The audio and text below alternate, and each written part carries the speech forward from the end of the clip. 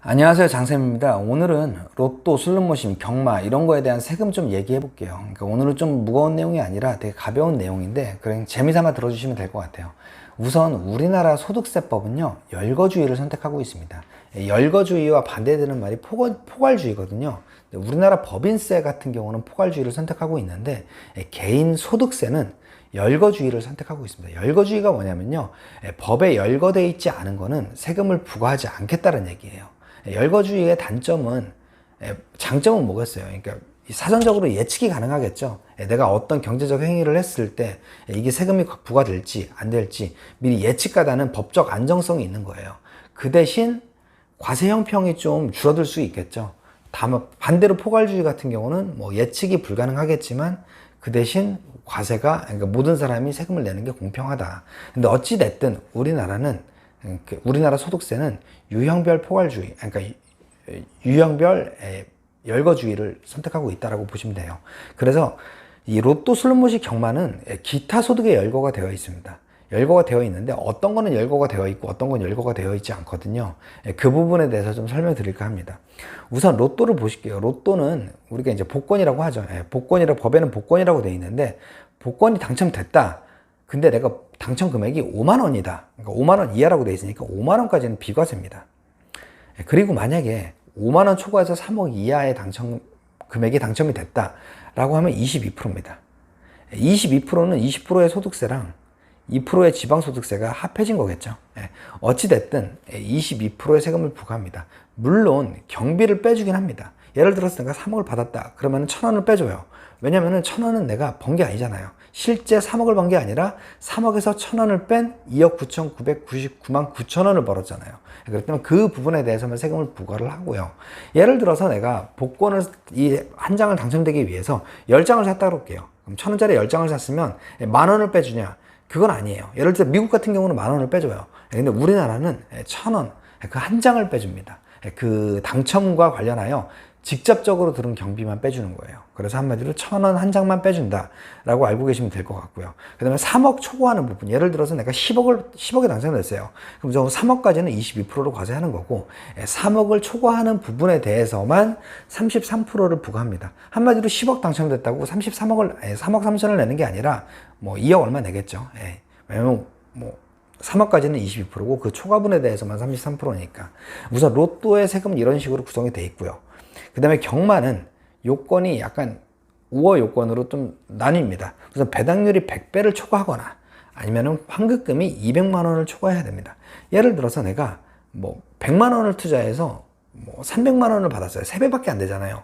근데 3배밖에 안 되지만 환급금이 200만 원을 초과하기 때문에 그렇기 때문에 이제 세금을 납부를 한다. 그리고 만약에 내가 10,000원짜리를 투자해서 101배를 벌었어요. 그럼 101만 원이 되겠죠? 그러면은 200만 원을 초과하지는 않았으나 배당률이 100배를 초과했기 때문에 101배니까 101만 원에 대해서 세금을 냅니다. 그럼 얼마의 세금을 내냐? 아까 로또 같은 경우는 5만 원 밑은 비과세였잖아요. 근데 경마는 10만 원까지가 비과세입니다. 10만 원까지는 비과세고 10만 원 초과 3억 이하는 22%, 그 다음에 3억을 초과하는 구간은 33%의 기타 소득세를 낸다. 그리고 슬롯머신은 볼게요. 슬롯머신은 환급금이 500만 원 초과해야 돼요. 그러니까 이거는 뭐 몇 배 이런 게 없이 그냥 이건 개정이 됐습니다. 200만 원으로. 200만 원 초과하면은 슬롯머신에 대해서 세금을 부과를 한다. 3억까지는 똑같아요. 22%, 그다음에 3억 초과는 33%.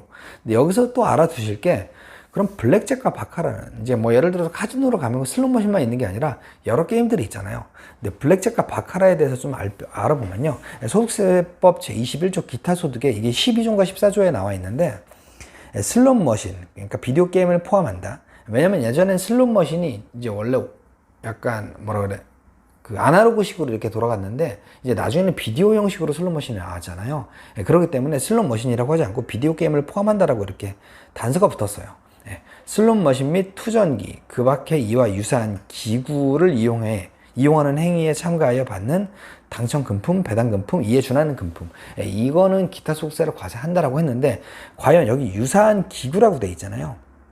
슬롯머신, 투전기, 이와 유사한 기구. 근데 블랙잭과 바카라는 기구를 이용하는 게 아니라 카드를 이용하는 거예요.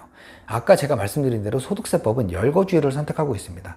따라서 만약에 유사한 기구라고 돼 있으면은 이거는 카드가 아니기 때문에, 카드는 포함되지 않는 거기 때문에 카드 게임으로 본 거는 세금을 하나도 부과를 하지 않는다 라고 알고 계시면 돼요. 이게 참 비과세예요. 그래서 블랙잭과 바카라는 이게 예전부터, 되게 오래전부터 이게 논란이 돼 왔었는데요. 이거 과세 형평에 되게 어긋나는 거거든요.